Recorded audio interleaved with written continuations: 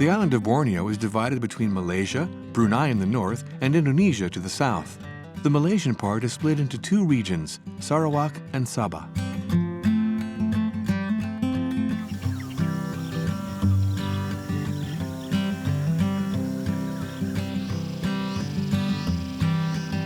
Eastern Malaysia is mainly covered by rainforest and is home to thousands of animal and plant species, making it a paradise of biodiversity.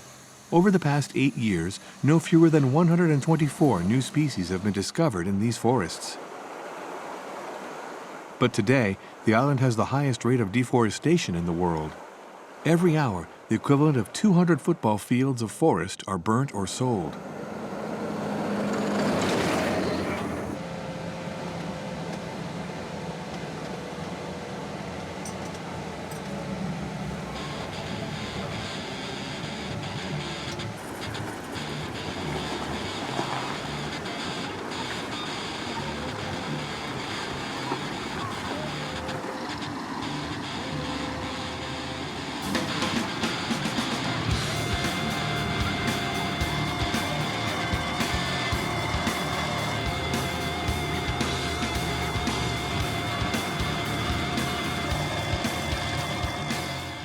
The main driver of this deforestation is palm oil, which is the world's most widely used edible oil.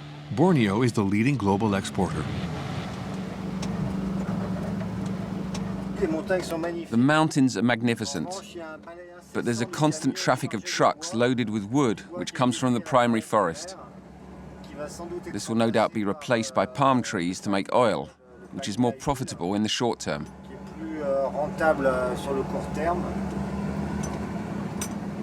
So it's a very poor example of sustainable development.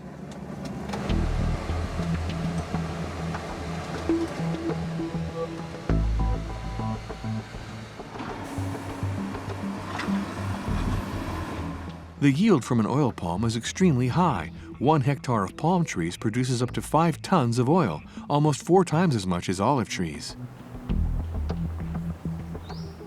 But an oil palm only produces for the first 20 years of its lifespan.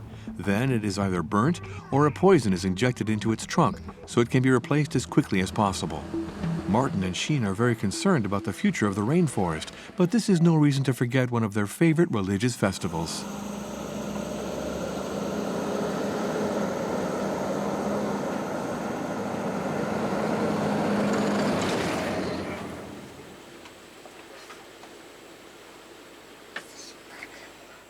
We're making baskets because tomorrow it's Easter.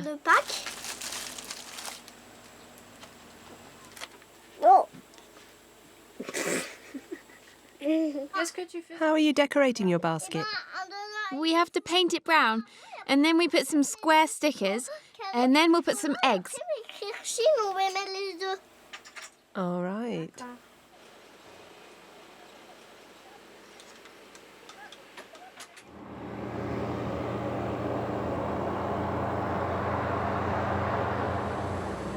But before the Easter Bunny comes, Martin, Chine, and their parents have a meeting at the Malaysian Institute of Forest Research.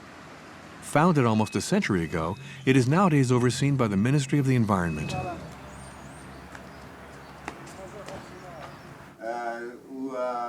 The family has an appointment with Ying Fa Li, the Deputy Director of the Institute's Forestry Department.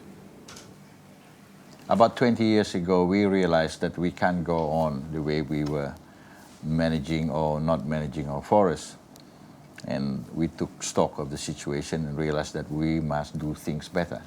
So we, at that time, launched our sustainable forest management policy. And here in Sabah, we have decided that 53% of our land areas which are to be totally protected for biodiversity, wildlife. You must decide what's for forestry, what's for agriculture, what's for housing, what's for settlements, all that. The irony is, without oil palm, then you cannot have sustainable forest management and you cannot have conservation.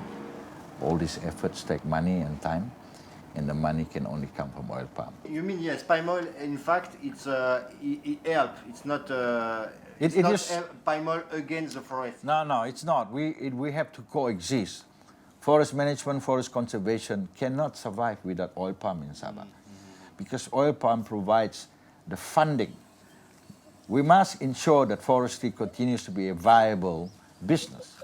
You can't sit on so many million hectares, 53% of Sabah, and not derive any income from it at all. That's unrealistic.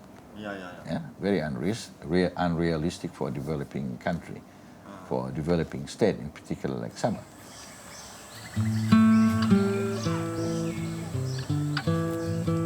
Today, palm trees are profitable. But Fred wonders if they were to become less profitable in the years to come, would Borneo turn into fallow land?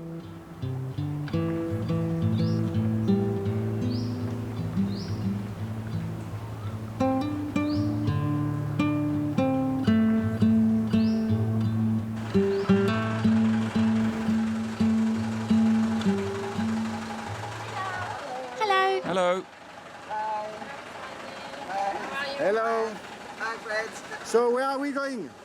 Now we're going to Kinabatangan River. It's Okay. 2 hours from here. On y va? Allez, go. Come on, let's go.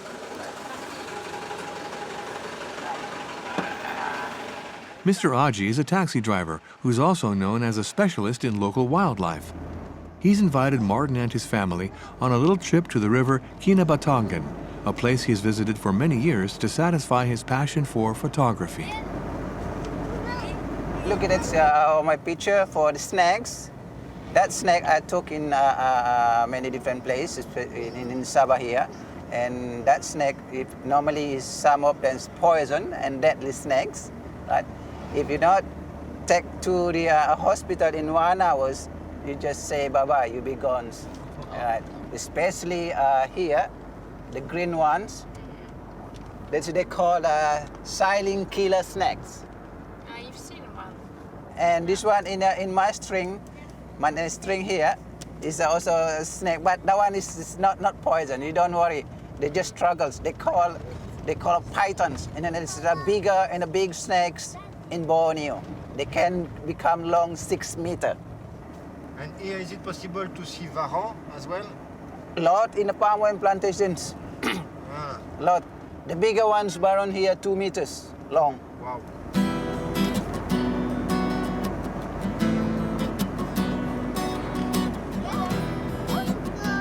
The region is not only home to deadly animals. Proboscis monkeys, recognizable by their long noses, don't harm anyone. On the contrary, it is these endemic beasts that are under threat by deforestation. They live in forests, preferring riverside locations, and their long noses are used to attract a mate. In order to find them, Mr. Aji has learned to imitate their unusual cry.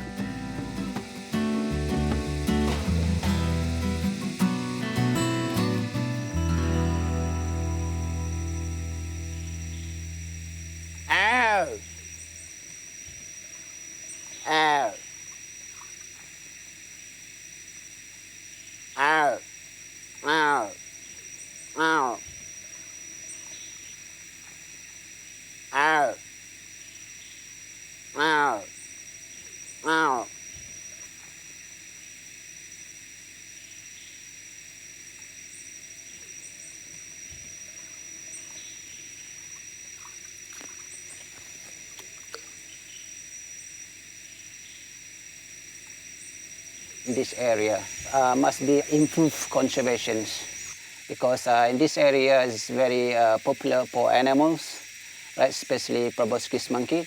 You see just now we start boat cruise at 2 o'clock until already 4:30. I still not yet see proboscis monkey here because they have habitats, right? Habitats they are less. That's why I need to improve habitat. Need to more jungle in this place, right? And what happened today in Sabah? Does it work or not? All peoples, local peoples, tourist people, NGO, and individual government, we work together. We work together and to make sure conservation here well done, especially NGO, a lot of NGO come down here to make sure jungle not cut down for plantations. Look at it, if you see from here, 20 years ago, in the right side, a lot of big trees, big loggings. This is leftover from 20 years ago, cut down jungles. And then if you see all this tree here, this is secondary jungle already. secondary jungle, yeah. And the secondary jungle, if you not protect and it cut down again, it's a wildlife that gone.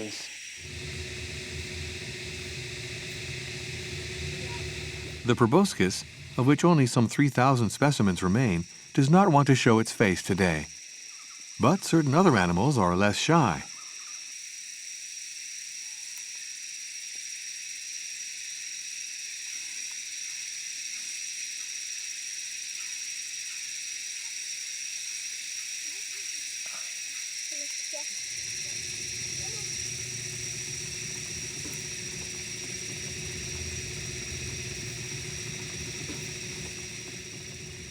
Mummy, is it ready? No, another 2 minutes.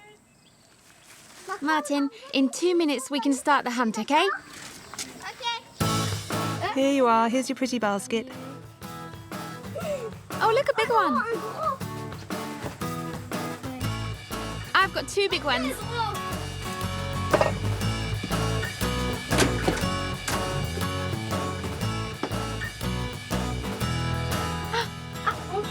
Where are they, Chine? Here. Where? Here.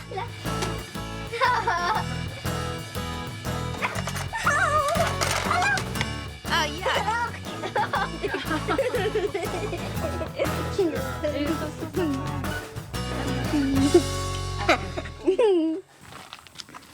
How's your knee? Fine.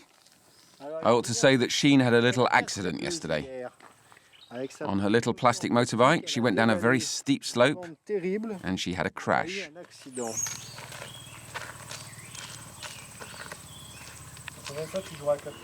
After the disappointment of not seeing any proboscis monkeys in the wild, Fred and Laura decided to bring the children to La Bouc Bay Reserve, where everyone can have a go at talking through the nose.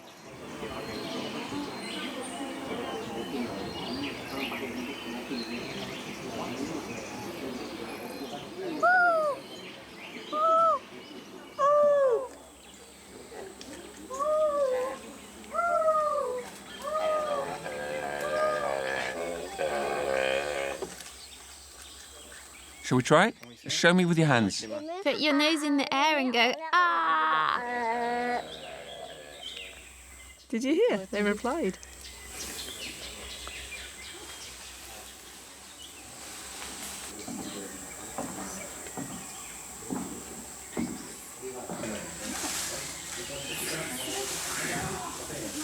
The proboscis are excellent acrobats and also very good swimmers, and they are one of the few mammals that walk on their hind legs like humans.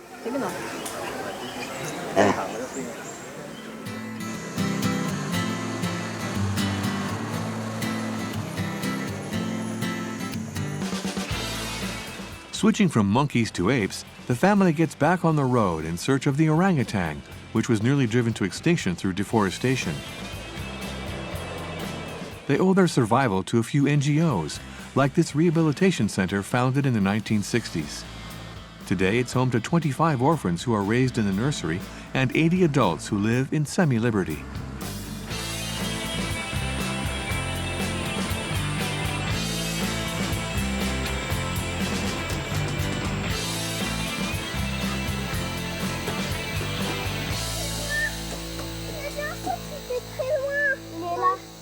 It's there.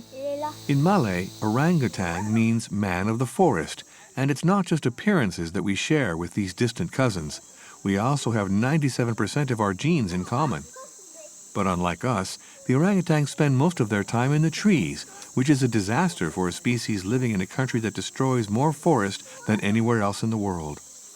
Over 20 years, the population has been halved, and if nothing is done, there will be no more orangutans living in the wild in just 5 years. It's amazing. It's like being at the circus when the monkeys swing around like that. Are they being clowns? Yes. What else do they remind you of? Do they make you think of your sister? Isn't it a bit like Chine in the morning?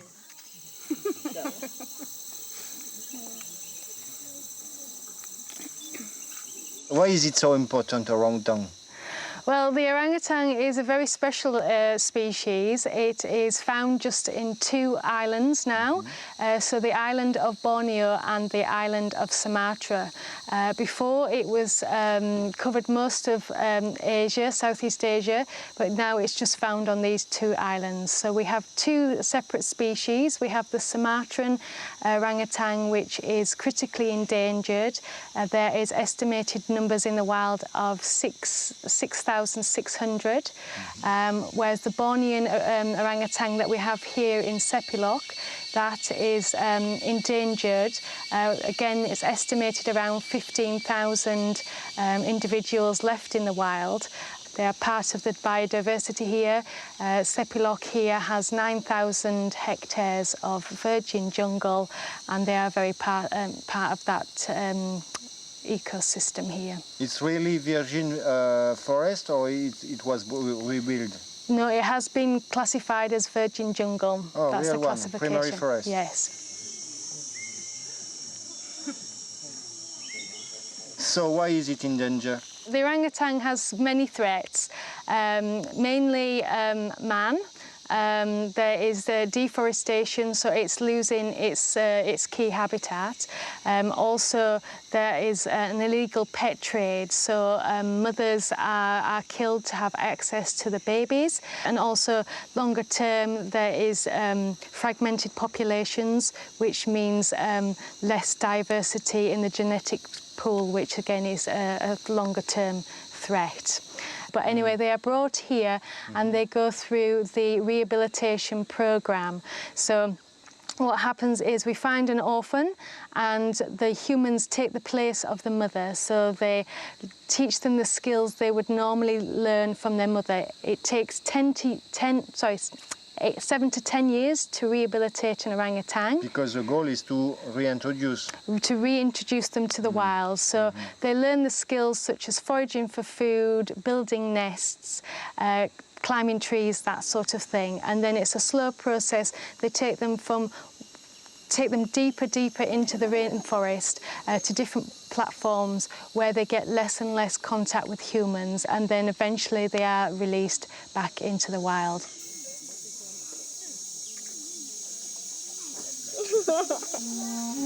Thanks to this NGO and to tourism, the orangutans gradually return to their natural habitat. As for Martin and Chine, despite being far away from their own natural habitat, they have fallen under the charm of the great rainforest of Borneo. In the course of the past 30 years, the intense economic development in the region has ravaged much of the natural environment. Fortunately, a few NGOs and individuals have realized in time that we have to fight to preserve this extraordinary ecosystem.